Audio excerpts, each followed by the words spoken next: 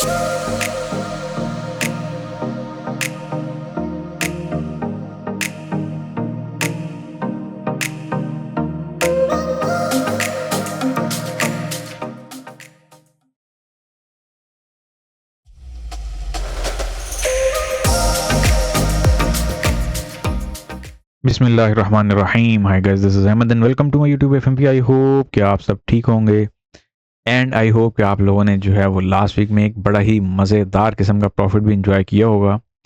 और ये मैं सिर्फ और सिर्फ फ्री प्रॉफिट की बात कर रहा हूँ या फ्री पिप्स की बात कर रहा हूँ जो कि हम लोग यूट्यूब के लाइव सेशंस में गेन करते हैं। सो एज यूजुअल ये है हमारे वीकेंड एनालिसिस। सो वीकेंड एनालिसिस पे चलने से पहले जिन लोगों ने चैनल को सब्सक्राइब नहीं किया सब्सक्राइब कर लें, बेल का आइकन प्रेस कर लें ताकि हर आने वाली अपडेट आपको इंस्टेंटली मिल सके। और टेलीग्राम को हर हाल में ज्वाइन करके रखें ताकि कोई भी अपडेट हो तो वो आपको फौरी तौर पर सबसे पहले वहीं पर मिले। और जिन लोगों का ये क्वेश्चन रहता है कि एंट्री मूविंग वीडियो कहाँ पे पड़ी हुई है वो बता दें, तो एंट्री मूविंग वीडियो हमारे पास ये पड़ी हुई है, दिस वन।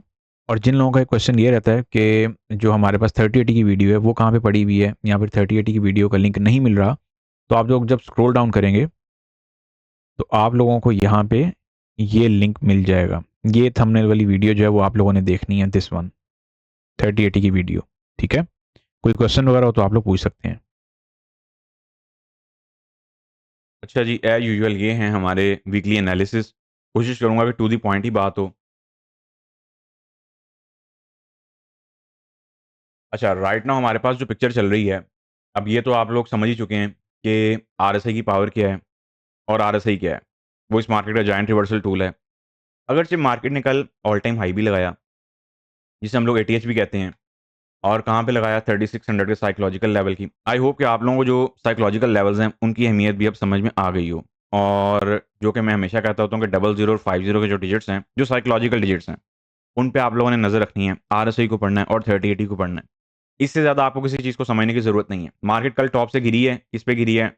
आरएसआई डाइवर्जेंस पे। उससे पहले मार्केट आप लोगों को रिट्रेसमेंट देती रही है, क्योंकि याद रखें आरएसआई का काम है आप लोगों को रिट्रेसमेंट प्रोवाइड करना। ये एक स्ट्रेंथ इंडेक्स है, ये ट्रेंड इंडेक्स नहीं है। इस चीज को हमेशा माइंड में रखें। अगर कोई ये सोच के बैठा हुआ कि इस पे उसको ट्रेंडी ट्रेड मिलेगी तो वो गलत जगह में बैठा हुआ है, या फिर गलत सोच रख के बैठा हुआ है। मार्केट आपकी टॉप पे जाती है, वो भी आपकी डाइवर्जेंस लेके जाती है। मिड में मार्केट आप लोगों को जो स्मॉलर टाइम फ्रेम पे है उनमें रेगुलर डाइवर्जेंस देकर रिट्रेसमेंट भी करवाती है। इनफैक्ट सारे मामला होते हैं। तो पॉइंट इज कि एक चीज हमें माइंड में रख के चलनी है कि हमें अगर कहीं पर रिवर्सल मिलेगी तो वो कहाँ पे मिलनी है? वो हमें आरएसआई के इंडिकेटर पर ही मिलनी है। अब जरा मुख्तसर से चर्चा कर लेते हैं गोल्ड को लेके कि गोल्ड अब करना क्या चाह रहा है। देखें, वैसे तो मेरा नहीं ख्याल कि बहुत ज़्यादा कहने की ज़रूरत है, या इवन के इस हवाले से कुछ भी कहने की ज़रूरत है कि ऑल टाइम हाई आपका जो है वो क्लियर नहीं है। पहले भी कहता आया हूँ, अल्हम्दुलिल्लाह अल्हम्दुलिल्लाह। याद रखें, जब लोग 3500 का जो ऑल टाइम हाई है पूरा क्लियर करके बैठे हुए थे, मैं उस टाइम भी आपको यही कह रहा था कि एटीएच क्लियर नहीं है। जो रेगुलर हैं आप में से जो देख रहे होंगे वीडियो, ये ऑफ कोर्स रिलीज होने के बाद या पब्लिश होने के बाद, तो उनको तो बड़े अच्छे से आइडिया है। As well as right now हमारे पास एटीएच तो कोई क्लियर है नहीं है, ठीक है। और गोल्ड में याद रखें, जितनी मर्जी आपने टेक्निकल एडवांस रीडिंग की हो, जितनी मर्जी, गोल्ड में इस टाइम बैठा हुआ है फंडामेंटल फ्लो। फंडामेंटल में हमेशा क्या कहता होता हूं कि फंडामेंटल्स क्या हैं? Fundamentals are father of all technicals, fundamentals are head of all technicals. ये वो वाले फंडामेंटल नहीं है जो आपके इकोनॉमिक कैलेंडर में बताए जा रहे होते हैं। ये वो वाले फंडामेंटल भी नहीं है जो न्यूज़ आर्टिकल्स में आ रहे होते हैं, या फिर ये वो वाले फंडामेंटल्स भी नहीं है जो आपको ट्वीट्स के थ्रू बताए जा रहे होते हैं या फिर अपडेट किए जा रहे होते हैं। ये कुछ एडवांस ब्रांचेस होती हैं जिन तक आप लोग एक मखसूस टाइम के साथ ही पहुंच पाते हैं, और इनको समझने के लिए आपके पास एटलीस्ट जो बेसिक अंडरस्टैंडिंग है वो बड़े मज़ेदार लेवल की होनी चाहिए। और ना ही यहाँ पे कोई सीओटी का जो कॉट रिपोर्ट है आपकी, उसका कोई बहुत अहम इंटरेक्शन है। ये भी एडवांस फंडामेंटल में नहीं आती है, इस चीज़ को माइंड में रखिएगा। बाकी आप किस चीज़ को कैसे समझते हैं ये आपकी चॉइस है। राइट नाउ अगर मैं बात करता हूँ मंथली टाइम फ्रेम की, मंथली टाइम फ्रेम अल्हम्दुलिल्लाह जैसे हम लोगों ने प्रिडिक्शन की हुई थी वैसे फ्लो में जा रहा है। एंड आई होप कि आप लोगों ने कल का जो एनएफपी का सेशन है वो भरपूर तरीके से एंजॉय किया हो। उसमें तो मार्केट एक आप लोगों को कह लेंगे 500 पिप का जो साइकिल है वो चला के देके गई है। ऐसे ही है जी, तकरीबन तकरीबन। तो अल्हम्दुलिल्लाह हम लोगों ने भी ट्रेड पकड़ी, और एसएल कितना था उस ट्रेड का? 13 पिप्स। जाके देखिएगा कल एनएफपी का सेशन, जो लोग ना देख पाए हैं, जिन लोगों ने मिस किया हो। यहाँ पे अगर हम लोग बात करते हैं monthly time frame sky rocket है, मंथली की जो कैंडल्स हैं वो किसी भी एंगल से झुकने को तैयार नहीं है। अब सवाल यही है कि हमारे पास जो डिजिट है वो कौन सा है? क्या मार्केट आने वाले टाइम में जो है वो 5000 पे जाने वाली है गोल्ड में? 3800 का तो आप लोगों को बताया हुआ है, ठीक है। अभी तो देखने में यही लग रहा होगा कि यार ये कोई हलवा है कि आके मार्केट यहाँ तक चली जाएगी, लेकिन मार्क माय वर्ड्स कि जब मार्केट यहाँ पे जाएगी तो हमें पता भी नहीं चलेगा। ये ऐसा ही है जैसे अब 1830 पे लोग ये कहा करते थे ना कि हलवा है कि गोल्ड इतना महँगा हो जाएगा, तो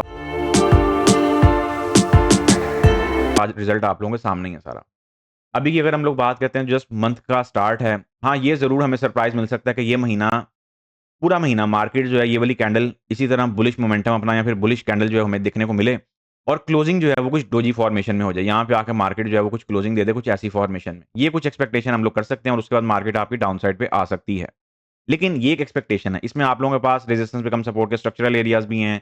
इसमें आप लोगों के पास फ्रैक्टल पॉइंट्स भी हैं। इसमें आप लोगों के पास कैंडलस्टिक ऑर्डर ब्लॉक बेसिकली वो फ्रैक्टल पॉइंट ही होते हैं। लाइन चार्ट पे अगर हम उसे ले जाएँगे तो हमारे लिए क्या बनेंगे? फ्रैक्टल पॉइंट्स बन जाएँगे। कोई यहाँ पे रॉकेट साइंस कोई इज़ाफ़ी चीज़ नहीं होगी। अगर हम लोग लेट्स सपोज़ 2 कैंडलस्टिक को ले आते हैं, इसी को लाइन चार्ट पे ले जाएँगे तो ये इस आपका फ्रैक्टल पॉइंट का बन जाएगा।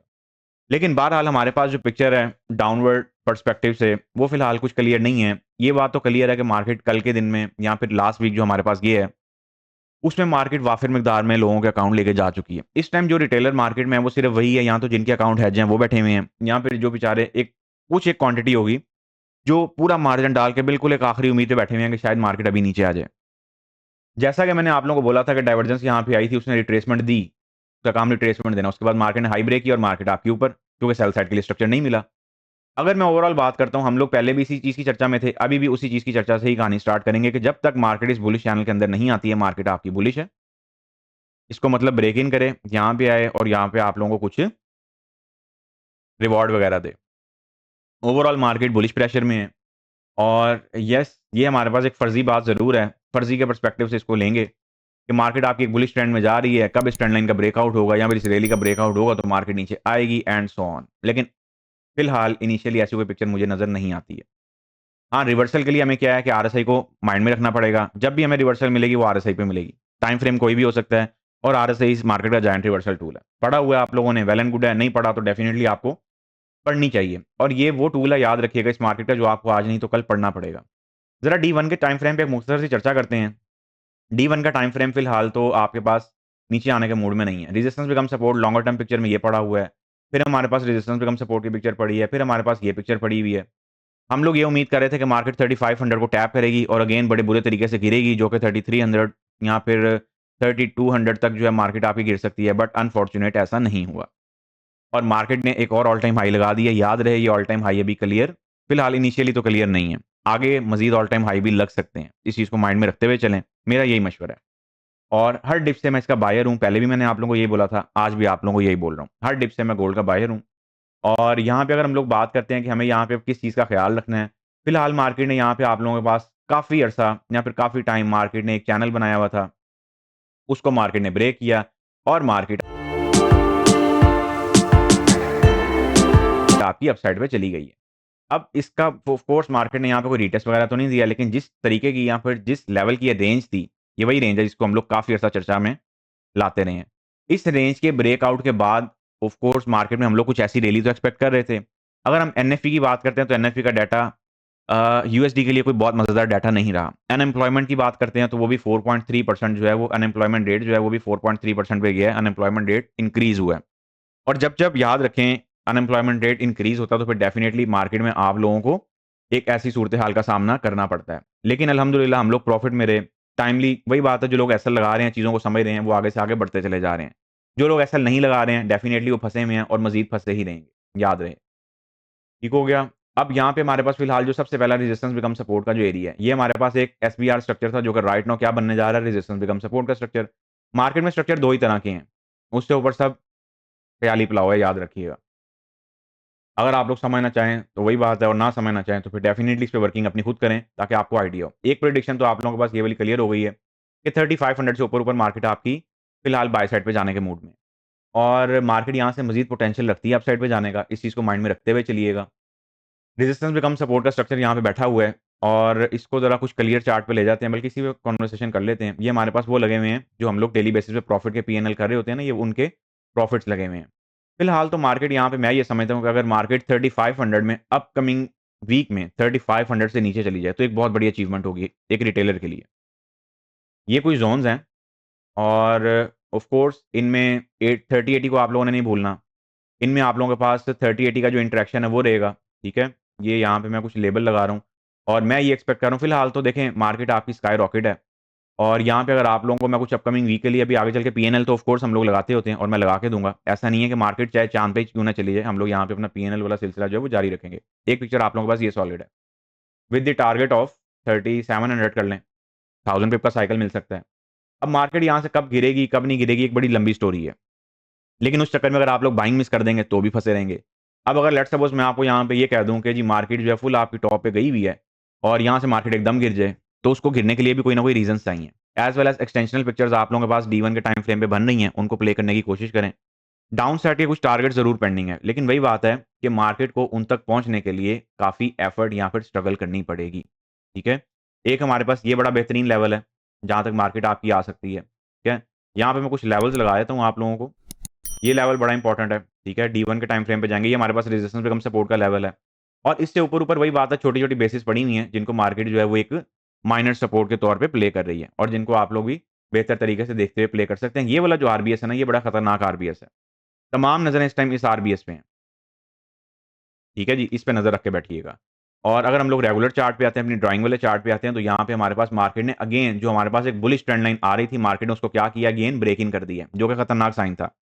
और ना सिर्फ मार्केट इस ट्रेंड लाइन को ब्रेक इन करती हुई गई है ऊपर, यहाँ पे मार्केट ने उसका टेस्ट भी किया था, D1 के टाइम फ्रेम पे। याद रखें, ये वही स्टोरी है। जब आप लोगों को मैं कह रहा था ना, याद होगा आप लोगों को थर्सडे वाले दिन पे जो हमारे पास स्ट्रीम में जो मैंने अल्फाज कहे थे इस कैंडल को लेके, वो क्या कहे थे कि मार्केट यहाँ पे कुछ हैंगिंग मैन टाइप कैंडल बना रही है, ऐसा ही है? कि मार्केट यहाँ पे रिटेलर को सेलिंग दिखा रही है, लेकिन ये ट्रैप हो सकती है, ये ट्रैपी कैंडल हो सकती है। याद है कि नहीं याद? तो ये वही कैंडल है। ये आपके पास राइट नाउ 1 सीआर है, 1 कैंडल रिट्रेसमेंट है फॉर बाय साइड। जब तक मार्केट इससे नीचे नहीं आती है या फिर इसको क्लियरली ब्रेक डाउन ना कर दें या लिक्विडेट ना कर दें, तब तक आप लोगों के पास यहाँ से भी एक बाइंग की अपॉर्चुनिटी बनेगी ही बनेगी। Getting my point? फिलहाल मार्केट में डिप से बाय है। हाँ, टॉप से सेलिंग में बैठना है तो बैठ सकते हैं, लेकिन उसके लिए फिर आपको आरएसआई आनी चाहिए। आरएसआई आनी चाहिए, उसके बाद स्ट्रक्चर आना चाहिए, फिर आप लोग दबा के बैठ सकते हैं। H4 पे चलते हैं और आप लोगों को मैं यहाँ पे जो है वो पीएनएल लगा देता हूँ, ताकि आप लोग जो है फिर अपकमिंग वीक के लिए जो भी अपनी प्लानिंग है उसको उस हिसाब से देख सकें। अगर मैं H4 की बात करता हूँ तो H4 पे या फिर H1 पे ऑलरेडी डाइवर्जेंस आई हुई है। एक डेफिनिटली वही बात है, थोड़ा-सा रिस्की प्रैक्टिकल ये ज़रूर होगा, लेकिन ऐसा नहीं है बिल्कुल भी कि हम लोग वहाँ पे प्रैक्टिकल नहीं करेंगे। सबसे पहला प्रैक्टिकल ऑफ कोर्स वैसे तो डिटेक्टर वाली फीड पे प्रैक्टिकल लगा हुआ है, ठीक है? डिटेक्टर वाली फीड पे प्रैक्टिकल हम लोग लेके चल रहे हैं। अब जिन लोगों को नहीं पता कि डिटेक्टर वाली फीड क्या है, इसलिए मैं कहता हूँ कि डिटेक्टर वाली फीड को माइंड में रखा करें और वहाँ पे देखते रहा करेंगे, वहाँ पे मार्केट में क्या पिक्चर्स जो हैं वो चल रही हैं। आप लोगों को एक ज़रा नज़रसानी करवाता चलूँ, क्योंकि ऑलरेडी हम लोग फ्राइडे वाले दिन से डाइवर्जेंस की एंट्री में एंटर्ड हैं। ठीक है जी? ये फॉरेस्ट डिटेक्टर वाली फीड की बात हो रही है और ये आप लोगों के पास रिवॉर्ड चल रहा है। ऑल टाइम हाई से 129 पिप का रिवॉर्ड चल रहा है। ये सेकंड टाइम एंट्री ट्रिगर हुई थी। ठीक हो गया? बाय वाली का भी ब्रेक इवन नहीं गया, तो आप लोग इसको भी माइंड में रख सकते हैं। क्यों मैं कहता हूँ कि डाइवर्जेंस इस मार्केट का सबसे बड़ा रिवर्सल टूल है, क्योंकि आरएसआई के बगैर गुज़ारा है ही नहीं इस मार्केट का। वही बात है, आज मान लेंगे बेहतर है, वरना आज से 2 साल बाद भी आपको मानना पड़ेगा। तो इस प्लेटफ़ॉर्म के पर्सपेक्टिव से सबसे पहले मैं अगर यहाँ पे कोई पीएनएल आप लोगों को लगा के दूँगा, तो एंड ऑफ कोर्स वो कौन-सा होगा, वो ये वाला ही होगा। ठीक है जी? इसको यहाँ पे कर देते हैं, क्योंकि एक क्लोज़ मार्केट में हम लोग लगा रहे हैं। तो इस पिक्चर के साथ भी आप लोग जो है वो लेके चल सकते हैं। ठीक हो गया? और मार्केट आप ही याद रखें, इसका एसएल उड़ा सकती है। ये एक रिस्की कॉल है। एक्सट्रीम रिस्की जिसे हम लोग कहते होते हैं। यहाँ पे वॉल्यूम स्मॉल रखिएगा, एंट्री मूविंग का क्राइटेरिया रखेंगे, तो नहीं फँसेंगे। ओवरऑल अगर आप लोग मेरे से पूछते हैं कि सर अपकमिंग वीक के लिए कहीं से अगर हम लोग बाइंग देखें तो वो कौन से एरियाज़ हैं? अब आ जाते हैं उनकी तरफ। देखें, इनिशियली सबसे पहला जो एरिया या फिर जो ज़ोन मुझे नज़र आ रहा है, वो तो 3500 से ऊपर-ऊपर तो आप लोगों ने बाइंग देखनी ही देखनी है ना, ठीक है? और वो यही वाला ज़ोन ही है। ये बेसिकली पूरा ज़ोन है जहाँ से मैं ये एक्सपेक्ट कर रहा हूँ कि मार्केट आप लोगों को एक बाइंग अपॉर्च्युनिटी जो है वो यहाँ से आके कुछ बाइंग अपॉर्च्युनिटी दे, जो कि तकरीबन कोई 5, 700, 800 पिप का साइकिल या फिर 1000 पिप का साइकिल जो है वो आप लोगों के लिए मार्केट यहाँ पे मेंटेन करे। एज़ वेल एज़ आरबीएस की अगर हम लोग बात करते हैं कि हमारे पास रेजिस्टेंस बिकम सपोर्ट का स्ट्रक्चर कौन-सा है, तो ऑलरेडी हमारे पास ये वाला ज़ोन आरबीएस के तौर पे बहुत बेहतरीन पड़ा हुआ है। ये 2 ज़ोन्स हैं जहाँ से मैं एक्सपेक्ट कर रहा हूँ कि मार्केट आपकी अपसाइड पे या फिर बाउंस बैक बड़ी बुरे तरीके से होगी। और याद रखें, यहाँ पे आप लोगों के पास 3500 का जो साइकोलॉजिकल लेवल है वो बड़ा इंपॉर्टेंट है। ये जो 3500 का साइकोलॉजिकल लेवल मैं यहाँ पे लिख रहा हूँ, इसको माइंड में रखते हुए सारी प्लानिंग करिएगा, ठीक है? अगर मार्केट इससे ऊपर-ऊपर जो है वो मेंटेन रहती है, तो फिर आप लोगों ने यहाँ पे केयर ये लेनी है कि आप लोगों ने इसी लेवल के साथ बाइंग देखनी है। बाकी ऑफ कोर्स डेली की जो लाइव स्ट्रीम्स होती हैं उसमें हम लोग कवर भी करेंगे और सारे मामलात भी देखेंगे, ठीक है? ये हमारे पास 3500 पे साइकोलॉजिकल लेवल है। इस टाइम मार्केट आप लोगों को क्या कर रही है? मार्केट आप लोगों को साइकोलॉजिकल लेवल बेस्ड जो है वो आप लोगों को सेलिंग्स प्रोवाइड कर रही है। मार्केट ने 3600 पे तकरीबन टैप कर लिया है और यस हम लोग उसको कंसीडर भी कर रहे हैं। ठीक है जी। तो यस ये भी कह सकते हैं कि सर क्या हमें 3600 से 3500 लेवल तक की सेलिंग मिल सकती है? एसएल मजीद छोटा कर दें, बहुत बड़ा एसएल ना दें। ठीक है ना? और एक कुछ पीएनएल हम लोग यहाँ से बाय की अपनी प्लानिंग करेंगे। जो बाय साइड के लिए जो पीएनएल है ना, वो फिलहाल यहाँ से है। ये बेसिकली वैसे तो पूरा ज़ोनल है। ऑफ कोर्स इसका जो एसएल है वो आप लोगों के साथ मैं फीड में भी सेट करवा दूँगा, और अगर आप लोगों ने सिर्फ़ और सिर्फ़ साइकोलॉजिकल लेवल से ही प्रैक्टिकल करना है, तो फिर आप लोगों के पास सिर्फ़ ये एसएल है। 100 पिप के अंडर और मैक्सिमम 100 पिप का एसएल दीजिएगा, इससे ज़्यादा ना दीजिएगा, ठीक है? वरना फिर काम खराब होगा। ठीक हो गया? एसएल इसमें यही होगा 3496, 3492 एक्सवाईज़ेड एक्सेट्रा, एक्सेट्रा। बाकी रेगुलर जो वॉचर्स हैं उन्हें अच्छे से आइडिया हो गया होगा कि मैं यहाँ पे क्या ड्राइंग जो है वो मार्क कर रहा हूँ। इससे नीचे अगर मार्केट आती है तो फिर डेफिनिटली हम लोग ये वाला स्केच प्ले करेंगे, ठीक है? ये वाला स्केच भी माइंड में रखिएगा, और ये एक ज़ोनल एंट्री है, ठीक है? ये पूरे ज़ोन में से फिर आपको बाय पकड़नी पड़ेगी और उसमें डाइवर्जेंस का रोल बड़ा अहम होगा। बीटीसी पे एक नज़र डालते हैं। बीटीसी अल्हम्दुलिल्लाह आप लोगों को बाय करवाया हुआ है। वही बात है, 100 बातों की एक मुख्तसर सी बात है। मार्केट ऊपर गई है, किसको लेके? आरएसआई को लेके, ठीक है जी। मार्केट नीचे आई है, आरएसआई को लेके आ रही है, डाइवर्जेंस बनी हुई है, पीछे आपका कैंडलस्टिक ऑर्डर ब्लॉक है, और क्या चाहिए एक रिटेलर को समझने के लिए? और ये वो फ़ॉर्मूला है जो एसएमसी वाले चिपकाते होते हैं कि जी ये देखें ऊपर लिक्विडेशन हो गई है, हम लोगों ने यहाँ से नीचे-नीचे आप लोगों के पास डबल कैंडल रिजेक्शन आएगी, इवनिंग स्टार की कैंडल आएगी, तो आप लोग उसको प्ले कर सकते हैं। कोई रॉकेट साइंस नहीं है। अगर आपने डाइवर्जेंस पढ़ी हुई है तो ये सवाल ही पैदा नहीं होता कि आप यहाँ से सेल में ना हो। एंड येस अगर आपने नहीं पढ़ी हुई है तो फिर अपकमिंग बैच में पढ़ें। अपकमिंग बैच में इसको अच्छे से पढ़ के समझ के आगे चलें। यहाँ से फिलहाल आप लोगों के पास मार्केट एक बाय की अपॉर्चुनिटी निकाल सकती है, और या फिर ये जो पीएनएल लगा हुआ है यही रिवाइज़ हो सकता है। ठीक हो गया? ये हमारे पास बीटीसी की बड़ी मुख्तसर सी पिक्चर है। नेक्स्ट वीक में हमारे पास क्या-क्या डेटाज़ हैं, एक मुख्तसर सी नज़र मैं उन पे भी डाल देता हूँ ताकि आप लोगों को चीज़ें आसान हो जाएँ।